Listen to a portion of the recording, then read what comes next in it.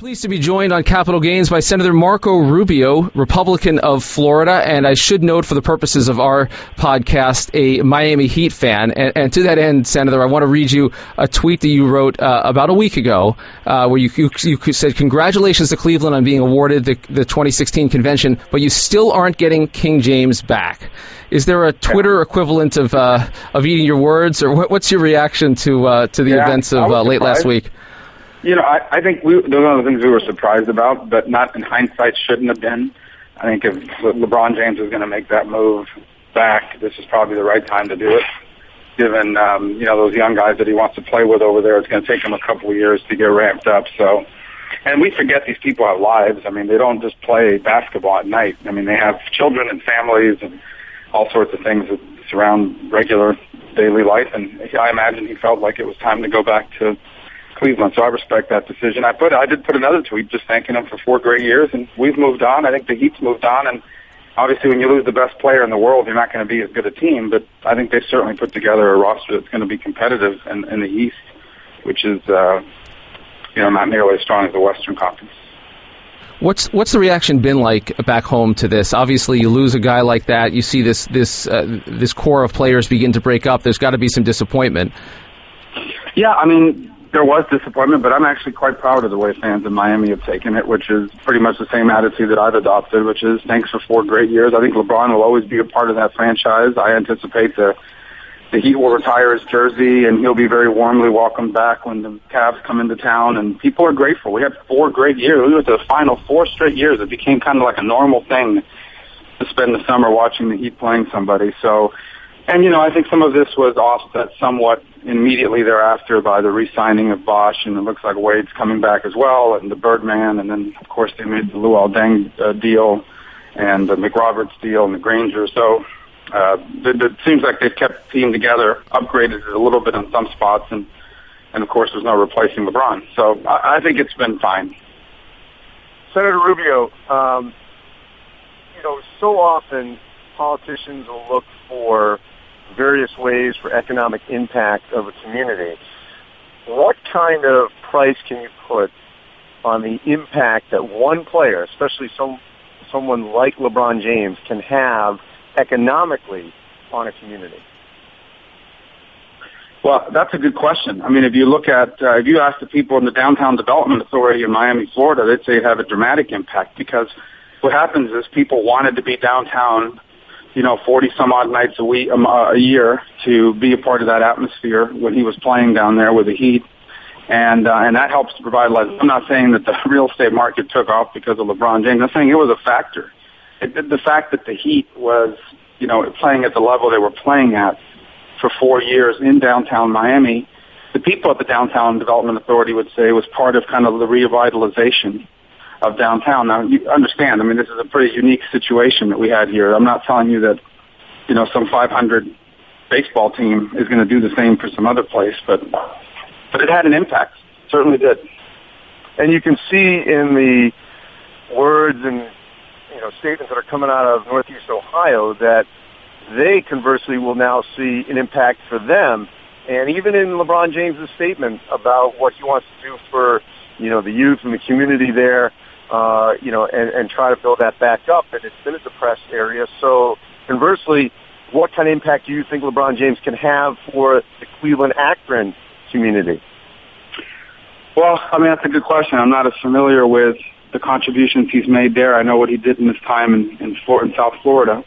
I imagine it'll be positive. So from a point of view of civic pride, it's been important. I think the Cavaliers have been one of the worst franchises in basketball since he left. Now all of a sudden become relevant again, and I think if you look at the young core players they have, they can anticipate that over the next few years they'll be the guys playing in June, and what that could mean to the overall feeling about being in that part of the country. So I think it will have a positive impact. Again, LeBron is a unique athlete. I think unrivaled at this point in comparison to any other American athlete in terms of the impact he has on both culture and the media and sports. I think it transcends sports, quite frankly. And I saw Le Batard wrote something a few days ago, which I'd never heard anybody phrase it that way, but he is better at what he does than most of us will ever be at anything we do. And that is a unique talent. And so I think that will have somewhat of an impact on his community there in Akron, Cleveland area. Senator, you mentioned a moment ago that these are real people with real lives. That, of course, means that they have real responsibilities like paying taxes. We've seen this a factor a little bit in NBA free agents in the past. Do they go to a low tax or even no income tax state like your state of Florida or like a Texas and the Houston, San Antonio, or Dallas franchises? Or do they go with a higher tax New York or one of the California teams? What do you make of that? What do you make also of the efforts by states and municipalities to include what they're calling the jock tax, to try to capture some of that money when they only play in a state a few days a year? Well, first of all, I think that is, they do capture some of that money already. If you talk to professional athletes, and people don't realize this, but many professional athletes are paying taxes in multiple states. So for the NFL, for example, your paycheck is broken up into 16 increments, and 8 of those are on the road. So every time my team, the Miami Dolphins, for example, travels to Buffalo, New York once a year, and they travel to New Jersey once a year to play the Jets, they're earning income in that city. They're paying taxes on it. So their tax returns are quite interesting. In fact, I forgot who it was, but I met an athlete recently who said he was being chased by one of the states over money he earned in a bonus during training camp about 10 years ago. So having half of your games and therefore half your paychecks, not to mention whatever other endorsement deals you have and so forth, being accrued in your home state of wherever it is you're based, I think it is an impact. And I know it's been an impact in the past in NFL free agency. But again, I think most of these guys are first and foremost trying to determine, what's the right place for them to be successful, because so much of the money now being generated is coming, especially at the superstar level, so much of the income they're now generating is outside of their, paycheck from their contract. They're generating endorsement deals in the multi-million-dollar range, and you want to be in a market where you're going to be featured and have opportunities to do that. Well, we had one former general manager tell us that they will act. There was a time when he worked in Memphis that he would actually have the spreadsheet out, what you would earn if you were in the state of Tennessee, and then conversely what you wouldn't earn or would lose if you were playing in a high-tax state. What do you make of a team actually using those tax laws to their advantage? I think that's smart, and I know that they've done that in the NFL as well. I mean, that's a real factor. If you start to add up that money, it means that $1 million contract in Florida is more than $1 million contract in New York, and so I think teams are smart to do that. Again, I'm not sure that's the leading reason why folks are choosing where to play, but I do think it's a factor. And then being from a state with no income tax, I'm all for it. Finally, Senator, before we let you go, predictions for the future of the Miami Heat. You talked about retaining the nucleus. We saw the Vegas odds drop pretty precipitously on winning the Eastern Conference again. How are the Heat going to fare next year? Well, I mean, the best way to look at it is they're bringing back the whole team, minus Shane Battier and maybe Ray Allen. And they've replaced them, of course, with the signings of McRoberts and Granger.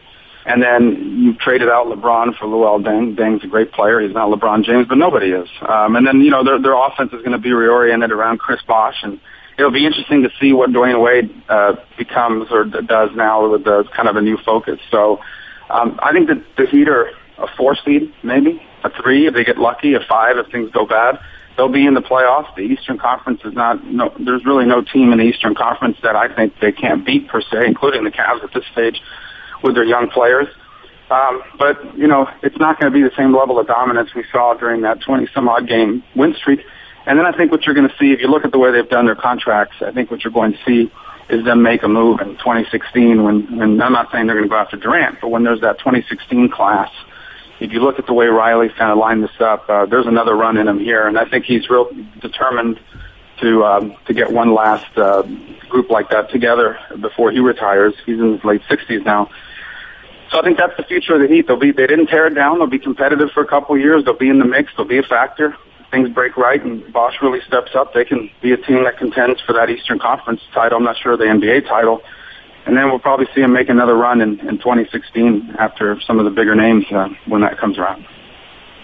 Senator Rubio, thanks for your time, and good luck to your Heat in this new era. Thank you.